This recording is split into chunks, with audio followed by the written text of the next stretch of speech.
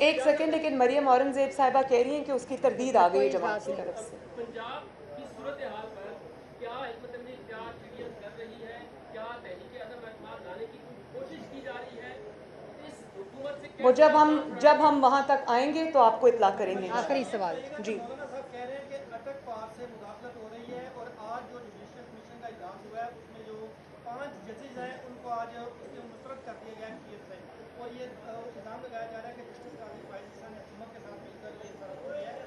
ये बताइएगा ये जो सारा फैसला है इसके पीछे कोई मुदाखलत तो नहीं है, कोई बैकडोर? देखिए, आपने बात की कि वो 5-4 से जो फैसला आया है, मुझे खुशी है इस बात की कि वो जो एक एंटी PMLN ग्रुप बनाना चाहते थे सुप्रीम कोर्ट के अंदर, उसको आज शिकस्त हुई है।